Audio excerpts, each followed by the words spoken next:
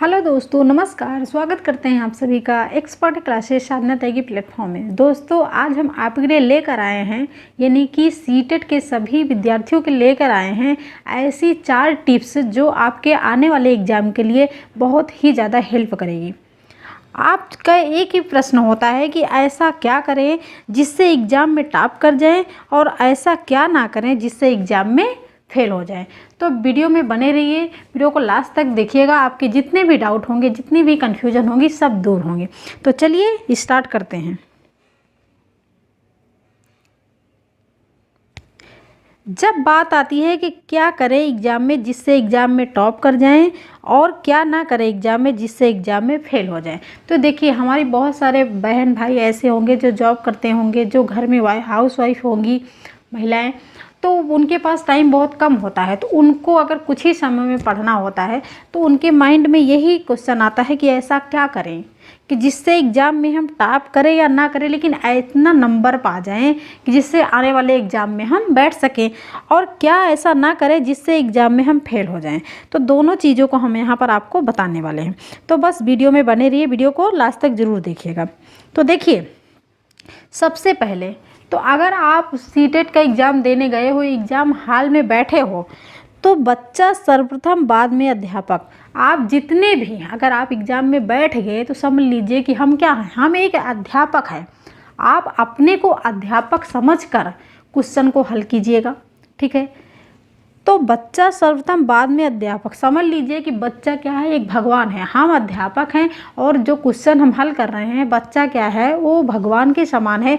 हमें उसको कुछ नहीं करना है। अगर बच्चा बचा लिया तो आप बच गए, अगर बच्चे को आप बचा लिए तो समझ लीजिए कि आपका 1 नंबर बच गया। क्लियर।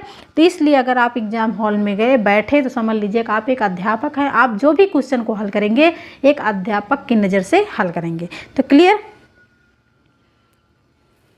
आगे देखिएगा, प्रश्न के द्वारा हम कोशिश करेंगे यहाँ पर कि आपकी कक्षा में एक छात्र देर से आता है।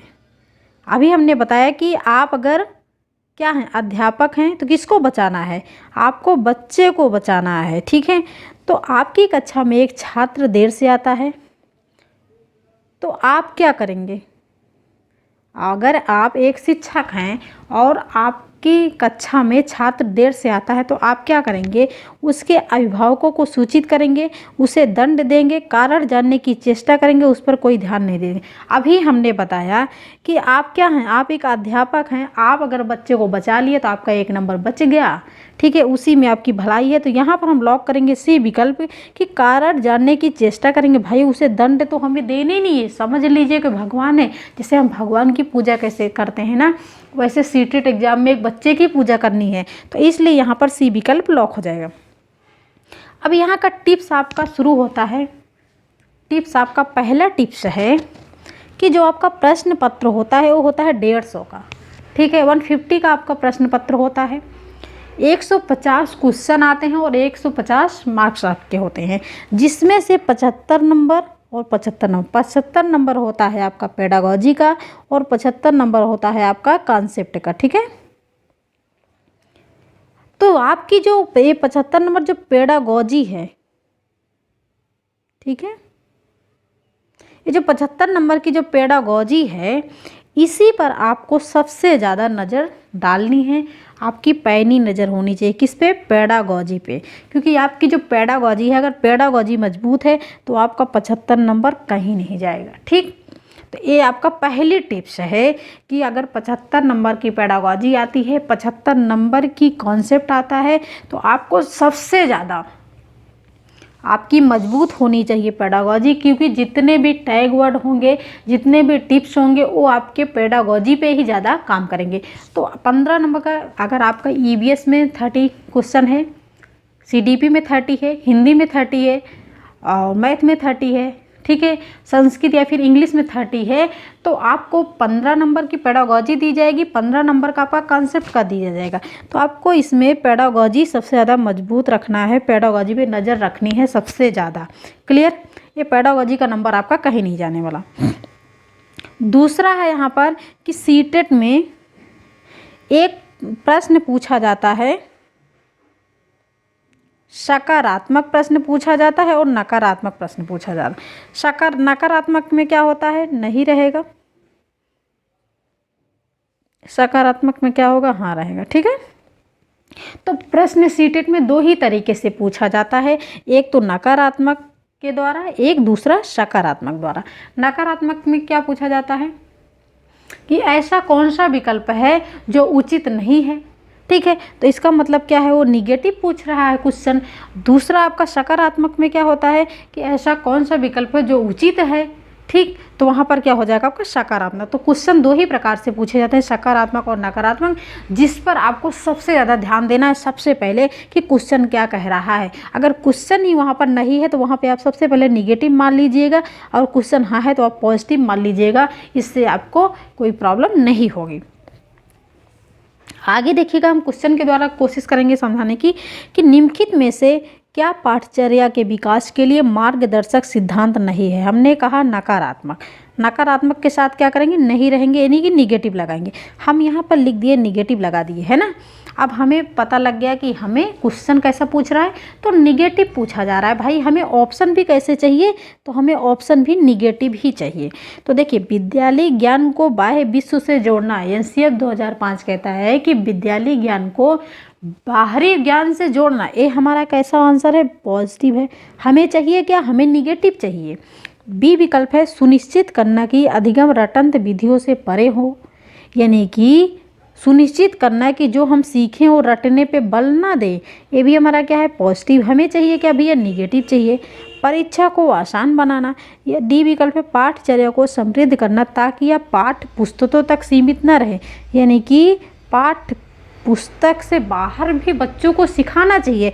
ये भी हमारा क्या है, पॉजिटिव। अब हमें चाहिए क्या, हमें तो चाहिए निगेटिव ना भाई, हमें निगेटिव के साथ तो निगेटिव चाहिए। तो इसलिए हम यहाँ पर सी विकल्प को लॉक कर देंगे कि परीक्षा को आसान बना। कोई भी परीक्षा कठिन या आसान नहीं होती, कोई भी पाठ्य पुस्तक कठिन या आसान की जब बात की जाए तो सबसे पहले समझ लीजिएगा ये निगेटिव की बात की जा रही है। क्लियर। एक ऐसा प्रश्न था, तो ये हमारा निगेटिव का प्रश्न था, यानी कि नकारात्मक क्वेश्चन था। अब हम एक क्वेश्चन लगाएंगे सकारात्मक। ठीक, ये क्वेश्चन कैसा है, तो ये क्वेश्चन है सकारात्मक।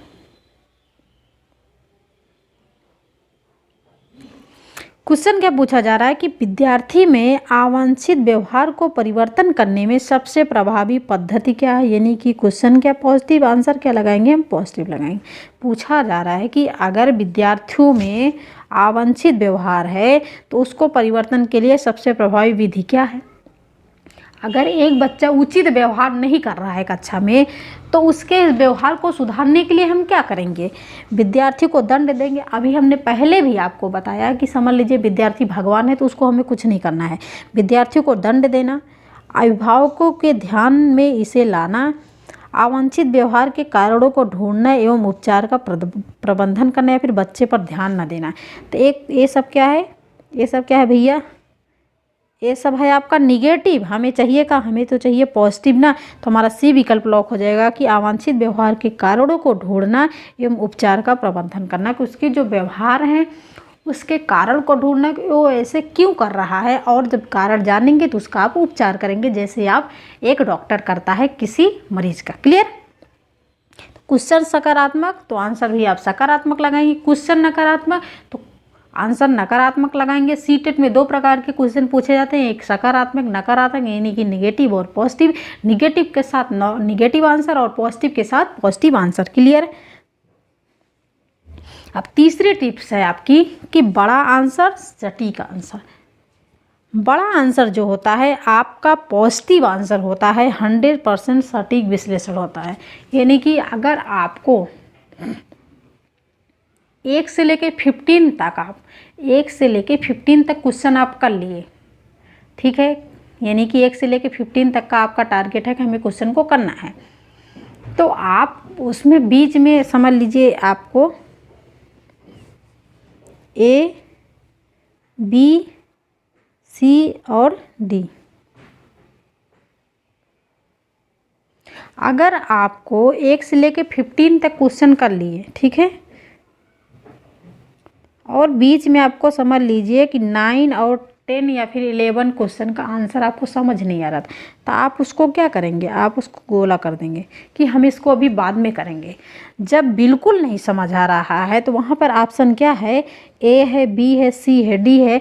तो हम ए बी सी डी में समझ लीजिए हमारा डी ऑप्शन कैसा है, तो डी ऑप्शन हमारा बड़ा है, हम इसको लॉक कर देंगे। क्लियर, हम इसको लॉक कर देंगे कि बड़ा आंसर जो होता है वो आपका 90% सही होगा, सटीक विश्लेषण होता है। क्लियर, तो बड़े ऑप्शन को आंसर को हम जो है लगाएंगे,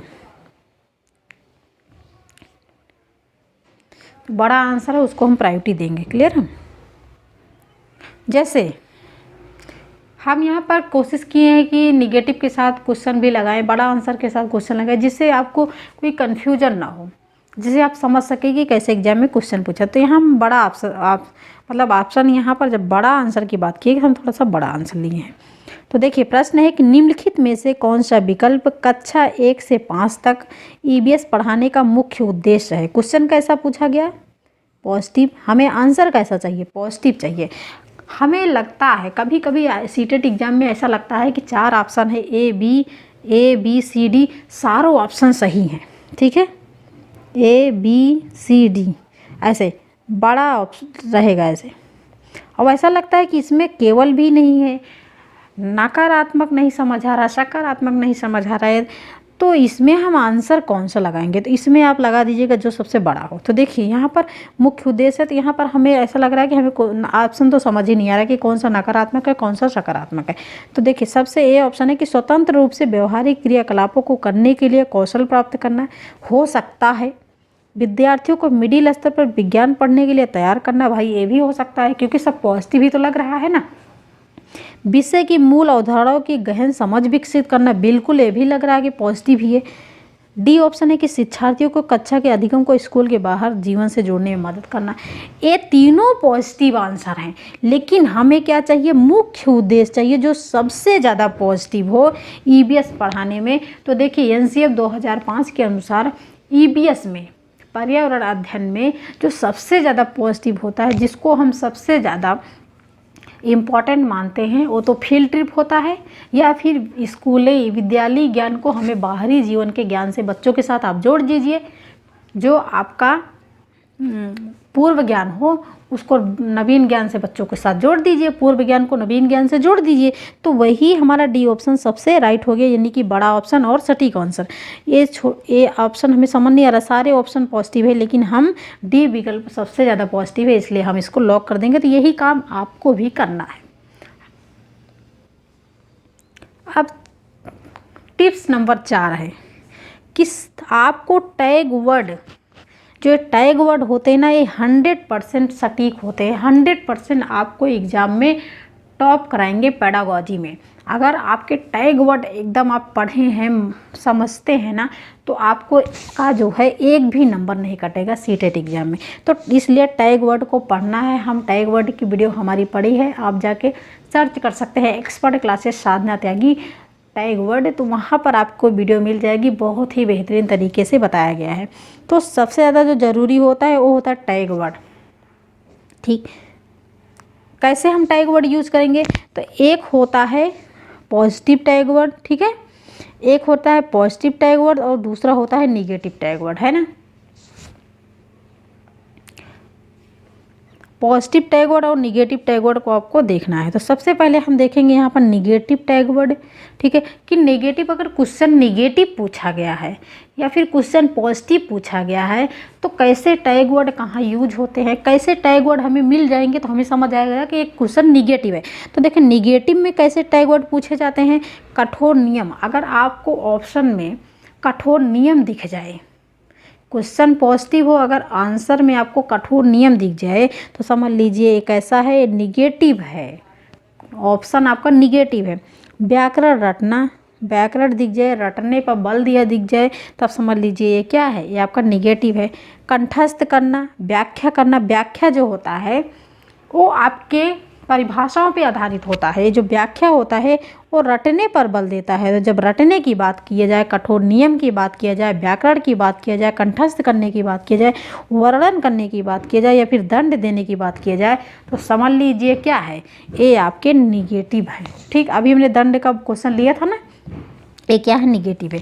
बच्चों के पीटने की बात की जाए कि अगर एक बच्चा स्कूल में लेट आता है तो आपकी एक शिक्षक होने के नाते क्या करेंगे, बच्चों को पीटेंगे। वहाँ पर ऑप्शन में आ जाए बच्चों को पीटेंगे, तब समझ लीजिए ऑप्शन निगेटिव है। हम पहले बता चुके हैं कि आप बच्चा भगवान है। अगर आप परीक्षा हॉल में बैठे हो तो ये सोच के हल कीजिएगा कि बच्चा भगवान है और हम एक अध्यापक हैं। प्रधानाचार्य से कहते नहीं, क्वेश्चन आता है कि अगर एक बच्चा विद्यालय में लेट आता है तो हम प्रधानाचार्य को सूचित करेंगे, बच्चों के अभिभावकों को सूचित करें। जब ऐसा कुछ आता है तो समझ लीजिए निगेटिव है। करना, परामर्श, त्रुटियों पर ध्यान न देना, बल देना, केवल आ जाए, मात्र आ जाए तो एक ही आ जाए। ठीक है, केवल मात्र एक ही बहुत पूछा जाता है, केवल मात्र एक ही, तो समझ लीजिए ये निगेटिव है। अगर आपको ये मिलता है तो बहुत ही बारीकी से इसको पढ़ना और ध्यान देना। पॉजिटिव टैग वर्ड कैसा यूज होता है, अगर आ जाए कि बच्चों को आप विविध प्रकार के अवसर देना, समझ लीजिए पॉजिटिव है। बच्चों को कार्य करने के लिए प्रोत्साहन देना, पॉजिटिव है। बच्चों को चर्चा में शामिल करना, क्या है, पॉजिटिव है। लर्निंग बाय डूइंग, करके सीखने पर को बच्चों को अवसर देना, करके सीखने पर बल देना, तब समझ लीजिए पॉजिटिव है। सीखने को देना, बच्चे सीखते हैं, सीखने को देना, समझ लीजिए पॉजिटिव है। सृजनात्मकता की बात की जाए तो समझ लीजिए पॉजिटिव है। ठीक है, अर्थपूर्ण ज्ञान, पॉजिटिव। भावपूर्ण चित्र, भ्रमण, यानी कि भ्रमण है मतलब फील्ड ट्रिप की बात की जाए, कारण जानने की चेष्टा करना, कारण का पता लगाना, तब समझ लीजिए पॉजिटिव है। विभिन्न गतिविधियों में बच्चों को शामिल करना, समझ लीजिए पॉजिटिव है। क्लियर, आई होप कि आप अच्छे से समझ पा रहे होंगे। अगर ऐसा कुछ आ जाता है ऑप्शन में तो समझ लीजिए आपका ये पॉजिटिव है ना। अब क्वेश्चन लेके हम देखेंगे, यहाँ पर एक क्वेश्चन हम पॉजिटिव कर लेंगे, एक क्वेश्चन निगेटिव कर लेंगे। पाठ के अंत में अभ्यास और गतिविधियाँ देने का उद्देश्य है। अब बताइए क्वेश्चन पॉजिटिव है, हाँ क्वेश्चन भाई पॉजिटिव है। हमें आंसर कैसा चाहिए, हमें पॉजिटिव चाहिए। हम नहीं पढ़ेंगे, हम पढ़ेंगे ही नहीं, हम लगा देते हैं अवसर देना। हमें अवसर मिल गया, हम यहाँ पर क्या कर देंगे, हम ए विकल्प को लॉक कर देंगे। ठीक है, क्योंकि हमें क्या मिला, हमें मिला अवसर, और अवसर देना जहाँ पर दिख जाए समझ लीजिए वो पॉजिटिव है। ठीक, बच्चों को व्यस्त रखने हेतु गतिविधियाँ बनाना, बच्चों को याद करने हेतु उपलब्ध सामग्री, गृह कार्य की सामग्री जुटाना, तो हमें अवसर मिल गया, हम ऑप्शन को नहीं पढ़े, हम लगा देंगे। ठीक, क्वेश्चन अब यहाँ पर एक क्वेश्चन और देखेंगे कि बच्चों को कक्षा में प्रश्न, अगर एक बच्चा कक्षा में प्रश्न पूछ रहा है तो क्वेश्चन है कि पॉजिटिव, हम लगाएंगे पॉजिटिव। बच्चों को कक्षा में प्रश्न पूछने के लिए अनुमति नहीं देनी चाहिए, पूछने से रोकना चाहिए, पूछने के लिए प्रेरित करना चाहिए। भाई प्रेरित होना चाहिए, यहाँ पर पूछने के लिए प्रेरित करना चाहिए, पूछने के लिए हतोत्साहित करना चाहिए। ये जो हतोत्साहित शब्द है एक ऐसा, कभी कभी हम हतोत्साहित और प्रोत्साहित में कंफ्यूज होते हैं, तो ध्यान दीजिए जब हतोत्साहित पूछा जाए तो निगेटिव है, जब प्रोत्साहित पूछा जाए, प्रोत्साहन देना पूछा जाए, तब आपका पॉजिटिव है। तो हम कौन सा विकल्प लॉक करेंगे, बताइए कौन सा विकल्प लॉक करेंगे। जब प्रेरित करने की बात की जाए, करके सीखने पर बात की जाए, तो समझ लीजिए कि ये विकल्प हमारा सही है, तो सी विकल्प को हम लॉक कर देंगे, पूछने के लिए प्रेरित करेंगे, है ना। ये सब तो ऐसे अपने में ही निगेटिव है भाई, रोकना पूछना है क्या क्या है। एक क्वेश्चन और लगाएंगे कि छात्रों में जागरूकता उत्पन्न कर एक अध्यापक चेतना का स्थानांतरण पीढ़ी दर पीढ़ी कर सकता है। छात्रों में जागरूकता उत्पन्न कर एक अध्यापक चेतना का स्थानांतरण पीढ़ी दर पीढ़ी कर सकता है। अब हमको बताइए क्वेश्चन पॉजिटिव है कि निगेटिव। सबसे पहले आप लगाइए कि क्वेश्चन है पॉजिटिव, हमें आंसर चाहिए पॉजिटिव। अगर ये जो हम आपको बताते हैं आपको लगता है कि मैम हर क्लास में यही पॉजिटिव पॉजिटिव निगेटिव निगेटिव बताती, तो भाई इसको हम इसलिए बताते हैं कि आप इससे समझो। अगर ऐसे आप कर देते हो ना तो आपको देखने में अभी पढ़ने में भले लग रहा होगा, थोड़ा अच्छा नहीं लगता, लेकिन कि इससे क्या होगा कि आपकी आदत बन जाएगी। जब वहाँ पे आप जाओगे तो ये ऐसे कर दोगे तो इससे आपको ढूंढने में दिक्कत नहीं होगी कि पॉजिटिव। कभी कभी हम क्वेश्चन को एक बार पढ़ लेते हैं और दिमाग में सेट नहीं करते क्वेश्चन क्या कह रहा है, और ऑप्शन हमें पॉजिटिव मिल गया, चाहे क्वेश्चन नेगेटिव हो तो हम पॉजिटिव वालों को तुरंत लगा देते। अगर यहाँ आप ऐसे किए रहोगे ना तो शायद ही आप भूलोगे नहीं, अब एग्जाम में आपको लगेगा कि हाँ मैम तो सही कह रही थी। तो क्वेश्चन पॉजिटिव है, हमें लगाना कैसा पॉजिटिव। तो देखिए यहाँ पर है असहमत। असहमत आपका क्या होता है, निगेटिव। हमें किसी चीज़ के लिए हम जब असहमत हैं, सहमत ही नहीं है तो निगेटिव है। शायद, शायद थोड़ा सा शायद है, शायद क्या है आपका निगेटिव है। संभवतः नहीं आपका निगेटिव सिंपल। लेकिन जब क्वेश्चन पूछा जा रहा है पॉजिटिव तो हम सहमत लगा देंगे ना भाई, पॉजिटिव। क्या बुराई है, क्या दिक्कत है। अब यहाँ पर देखे थे आप कि एक बार हम बैक करेंगे भाई।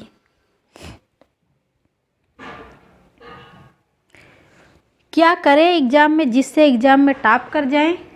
तो आपको ये 4 टिप्स अपनाना है जिससे कि एग्जाम में आप अगर ये 4 टिप्स अच्छे से अपना लिए तो एग्जाम में आप क्या करेंगे, टॉप करेंगे। और क्या ना करें एग्जाम में जिससे एग्जाम में फेल हो जाए। तो भाई यहाँ पर ये देखिए कि ये चीज़ आपको नहीं करना। क्या नहीं करना, तो आपको ये चीज़ नहीं करना। क्या नहीं करना, एक साथ गोले ना भरें। आपको ये जो गोले दिख रहे हैं भरे हुए, आपको एक साथ गोले नहीं भरना है। अब बताइए, एक साथ नहीं भरना तो कैसे भरें।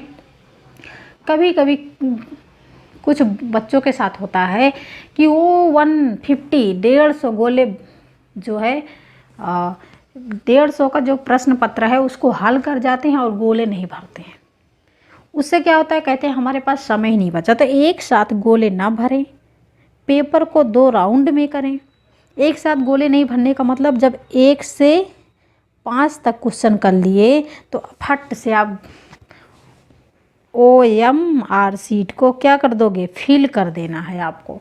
1 से 5 तक क्वेश्चन किए तो फिल कर दो, ठीक है। अगर आपकी स्पीड थोड़ा तेज़ है तो 1 से 10 तक कर लिए तो आप जो है OMR सीट को फिल कर दो।